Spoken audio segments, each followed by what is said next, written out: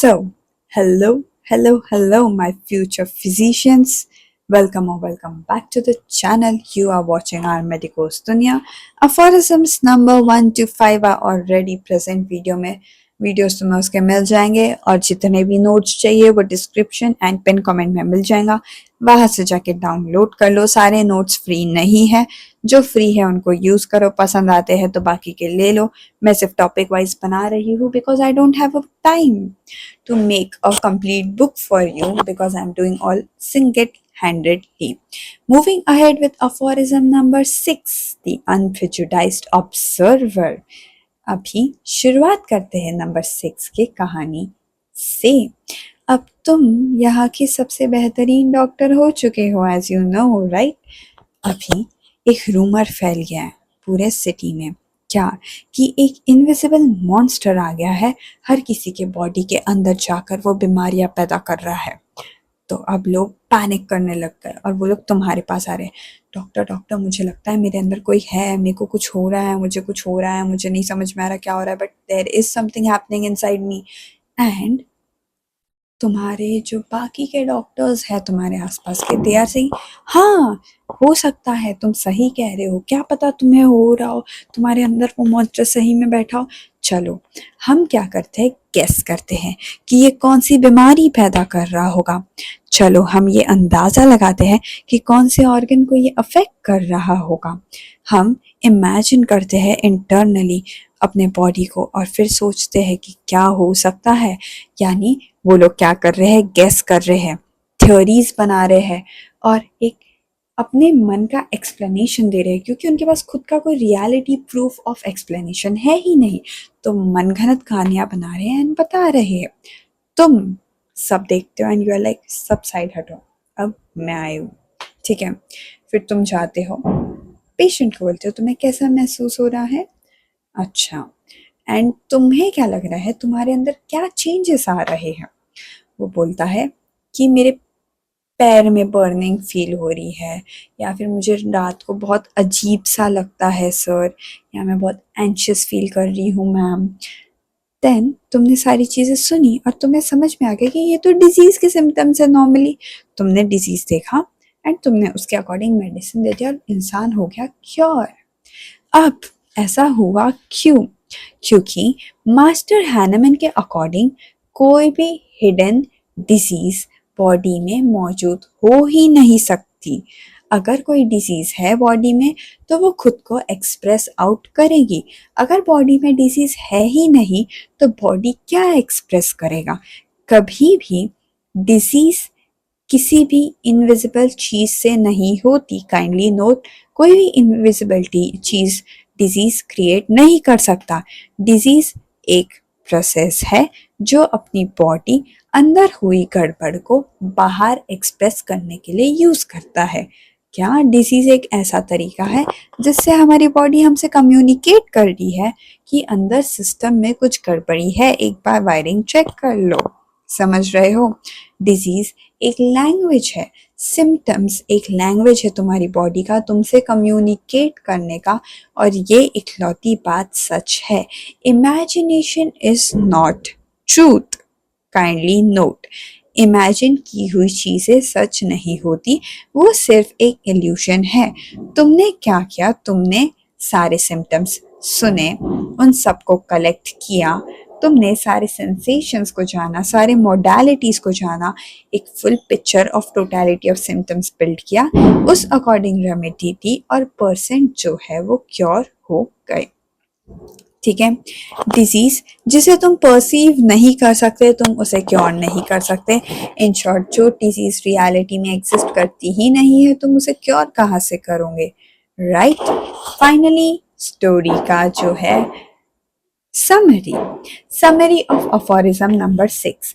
एक invisible monster शहर में फैल गया है, हर जगह रूमर्स फैलने लग गए हैं, डॉक्टर्स अपनी इमेजिनेशंस कर रहे हैं. तुम आते हो, तुमने टोटलिटीज ऑफ सिम्टम्स जानी, तुमने एक फुल पिक्चर बनाया, तुमने करेक्ट सिमिलम दिया और पेशेंट क्योर हो गया. कोई भी हिडन डिजीज नहीं प्रेजेंट है, सिर्फ विजिबल सिम्टम्स बॉडी में मौजूद होते हैं। अब तुम एग्जाम में कैसे लिखोगे, तो अफोरिज्म इतना बड़ा लर्न होगा नहीं, अफोरिज्म नंबर 6। सो डायरेक्टली तुम लिखोगे कि पर्सन जो है वो अनप्रेजुडाइज होना चाहिए। कौन? फिजिशियन। तुम और मैं, इस स्टोरी में हम अनप्रेजुडाइज थे। बाकी डॉक्टर्स अपना अपना हाइपोथेसिस लगा रहे थे, पर हमने शांति से पिक्चर देखा, उसे एनालाइज किया, टोटलिटीज ऑफ सिम्टम्स के बेसिस पे ट्रीट किया। उसी तरीके से एक फिजिशियन ने अनप्रेजुडाइज रहना चाहिए। प्रेजुडाइज डेवलप होता है किस वजह से? जब तुम और मैं आलसी हो। अगर हम लेजी है, हम बोलेंगे हाँ भाई क्या हो गया बता, अच्छा हाँ सही है, हो सकता है। This is wrong, you are not a physician if you are doing these nonsense things. Okay, you must be responsible enough. तुम किसी भी इंस्टीट्यूशन या टीचर्स के बेसिस पे अपना हाइपोथेसिस बना के नहीं बैठ सकते हो कि हेडेक है मतलब यही रीजन होगा, वो है मतलब यही होगा, पेट दर्द है मतलब गैस ही होगी। You can't be like this. Okay, पेट दर्द का कोई और भी रीजन हो सकता है। ओके, सिमिलरली तुम्हें मॉडर्न लाइफस्टाइल या ग्रीड के बेसिस पे अजम्पशंस नहीं बनाने हैं, प्रेजुडाइज नहीं बनाना है कि चलो ये इंसान पैसे वाली पार्टी लग रही है, चलो इससे पैसे निकालने के लिए इसे कोई बड़ी बीमारी बता देते हैं ऐसी मन घड़त, क्योंकि इसे तो कुछ पता नहीं है। Please don't do it. You are a physician, your post is after the god. Okay, so behave like one. ठीक है, बिहेव लाइक वन। फिर तुम्हारे पेरेंट्स या रिलेटिव्स से जो तुम्हें थॉट्स एंड अपब्रिंगिंग्स के टाइम तुमने जो भी सीखा है, उसके बेसिस पे तुम प्रेजुडाइज हो रहे हो। लाइक इसके लिए मुझे, हाँ लाइक अचानक से फीवर आना वगैरह को, कि भाई नज़र लग गई, ओके होता होगा, I am not denying it, but हर बार वैसा नहीं होता है। क्या पता तुम्हारे अंदर कोई बैक्टीरिया या वायरस घुस गया और उससे फाइट करने के लिए तुम्हारी बॉडी ने अपना बॉडी टेम्परेचर बढ़ा लिया, है ना? So don't keep any kind of prejudice. अगर तुम प्रेजुडाइज रहोगे तो फिर तुम एक अच्छे फिजिशियन नहीं बन पाओगे। अब इतना लिखने के बाद में ये फैक्टर्स हो गए जो इन्फ्लुएंस कर रहा है, पहले तुमने ये पॉइंट लिख लिया। उसके बाद तुम लिखोगे कि non observant and mall observation. Non observation यानी कि तुम्हारे पास पेशेंट आ रहा है, तुम उसे ऑब्जर्व करने की कोशिश नहीं कर रहे हो, उसके फिजिकल बॉडी लैंग्वेज में कोई अबनॉर्मेलिटी है, या उसके पैथोलॉजी में कोई अबनॉर्मेलिटी है, या उसका बिहेवियर में कोई अबनॉर्मेलिटी है। तुम इतने लेजी हो चुके हो कि तुम्हें कुछ जानने में इंटरेस्ट ही नहीं है। ओके, ये हो गया नॉन ऑब्जर्वेशन। माल ऑब्जर्वेशन यानी तुमने गलत गेस वर्क किया है। तुम्हारे पास अगर 10 केसेस आए गले में खराश होने के और उससे खांसी आ रही है, इट्स अ नॉर्मल इन्फेक्शन, ठीक है, बट एक आया है टॉन्सिल्स का केस, बट तुमने गले के अब तक इतने लोगों को ट्रीट कर लिया खराश की वजह से खांसी, तो तुमने उसको टॉन्सिल्स को भी खराश की वजह से खांसी, यानी तुमने उसको भी खांसी के टाइप ले लिया, तो फिर it's wrong. I know this example is not 100% correct, but क्योंकि हम लोग मैं फर्स्ट ईयर के हिसाब से बना रही हूँ, तो I am not going in to the complications of the remedies और दी डिसीजेस। मैं शॉर्ट में कुछ भी ऐसा देना चाह रही हूँ ज़्यादा डिफरेंस वाला, ताकि तुम फटाक से कैच कर सको, ठीक है। We are not that professional yet. फिर साइंस क्या है प्रेजुडाइज होने के, कि वो ये सारी बातें अभी मैंने अच्छे से तुम्हें बता दी, ठीक है। फिर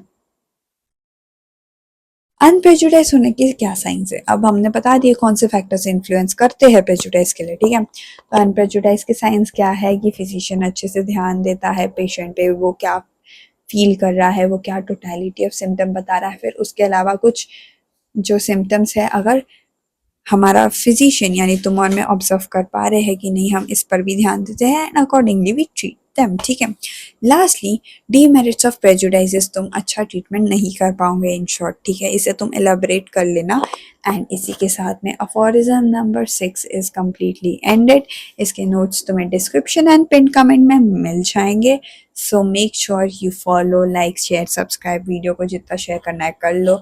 तुम्हें कितनी हेल्प मिल रही है मुझे कमेंट्स में बताओ। I like being appreciated, you must appreciate me. Okay, and I'm not joking about it at all. ठीक है। कोई भी डाउट्स हो मुझे कमेंट करो, डीएम करो, कोई भी कंस्ट्रक्टिव क्रिटिसिज्म है करो, I am open for it, let's learn together, because तुम देख रहे हो आर मेडिकोस दुनिया and we are together on a journey of becoming excellent doctors.